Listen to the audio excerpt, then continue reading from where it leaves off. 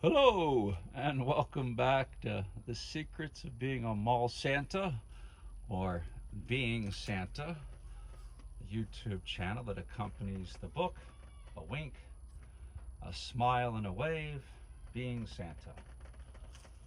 This is a proof copy, so that's all I have because author copies aren't a priority to Amazon.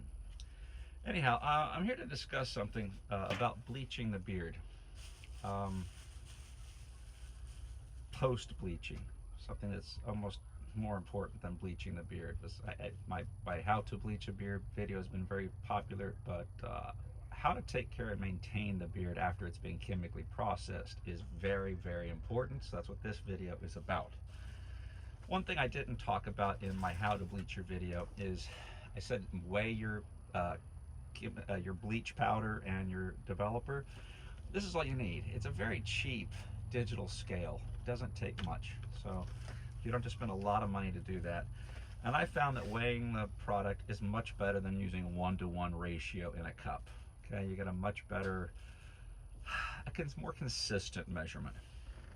But today I want to talk about conditioning the bleached beard. Okay, so bless you guys. I've seen a lot of you use plastic wrap. You wrap your faces and your heads and your eyebrows with plastic wrap. Now, I could see that being good for the eyebrows because bleach and peroxide needs heat to process. So that's why when you start applying the bleach, you don't start the timer. You start the timer once you bag it. Once you bag it, then the developing process will start, and that's why you set the timer at that moment. These from Sally's Beauty Supply, you get a bag of them, a 30 of them for like $5.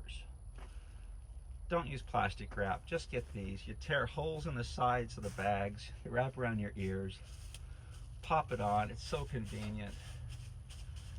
And so you're not just going to use these for bleaching your hair, you're also going to use them for deep conditioning, which is what I'm doing now. Now, you have several options. Shampoo with a high quality shampoo made for chemically treated hair. Then use a conditioner for chemically treated hair. My first year I used Joico's Defy Damage. It's pretty good. It's a pretty good product. Then I switched to It's a 10. You can actually get this at Walmart. The Joico you have to get at a professional salon. But It's a 10, you can get this at Walmart. It's a very high quality conditioner plus keratin. It's not cheap.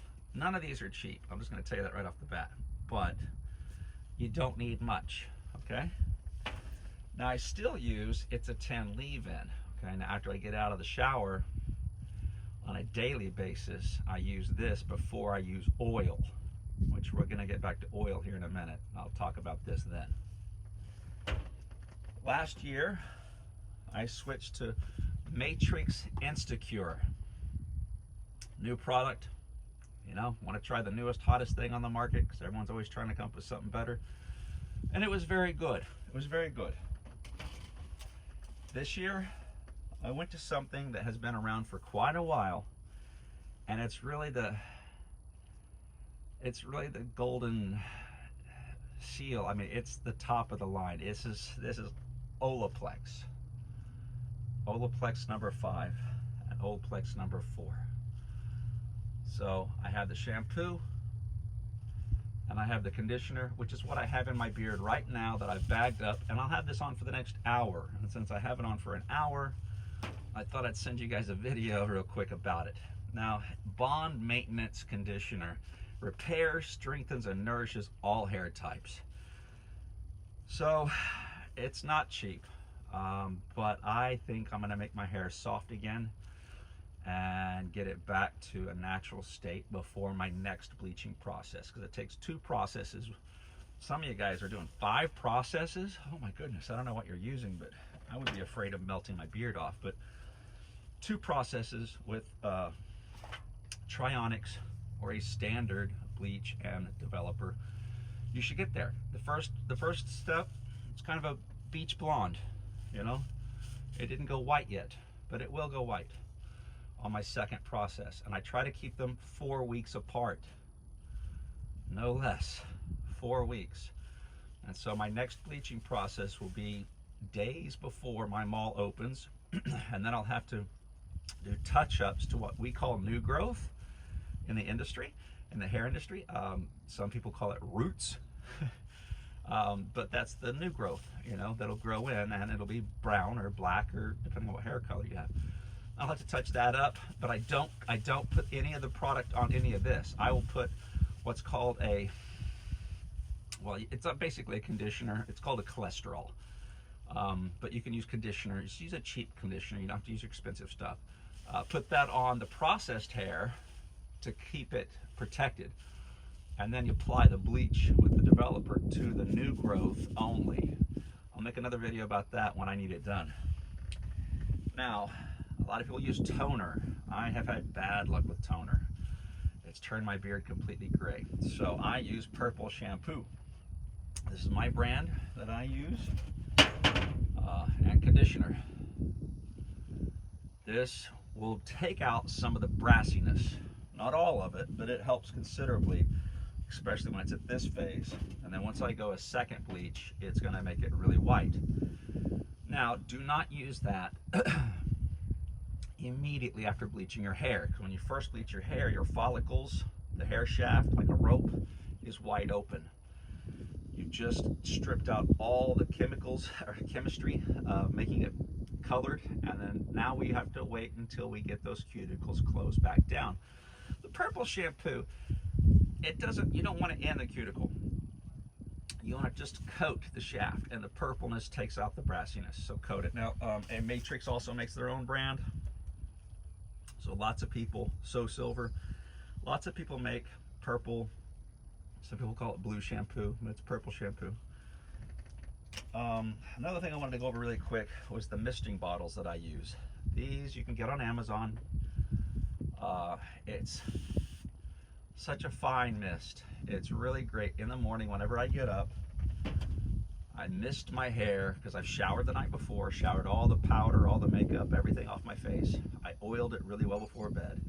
Get up the next morning, gently brush it, then I spray it moist, and I apply more oil.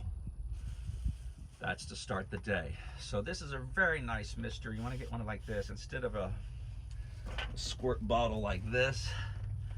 It'll work, it will, but for just $1 more, maybe $2, anyhow, they're great. I only use purified or reverse osmosis water. Don't use mineral water or tap water with chlorine. The beard, just use filtered, purified water or reverse osmosis water. Oil. So, one oil I used to use was Honest Amish. You can get it at Walmart. It's expensive for such a teeny tiny bottle. And then one year I got this at a barber shop. Beard and tattoo oil. You know, they're definitely gonna raise the price on it whenever they're also looking to market people who are spending money on tattoos.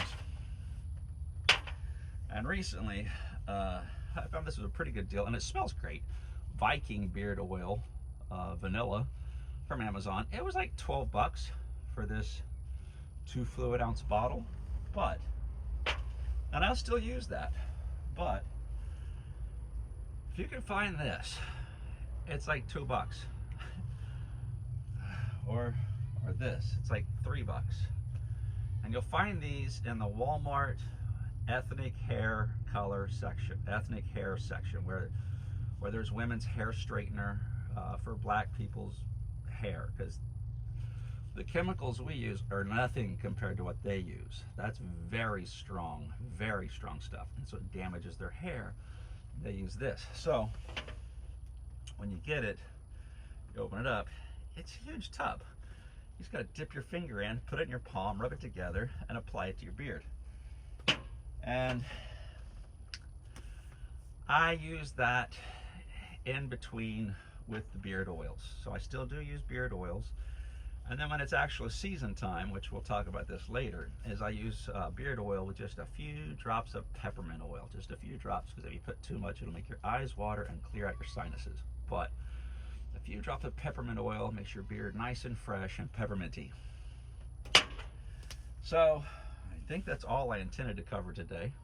I'm going to leave this on for about an hour. So I put it on about 15 minutes ago. This video has been running for 10 minutes. So I'm going to leave it on for an hour, and then I'll rinse it out. And I'll probably do this every few days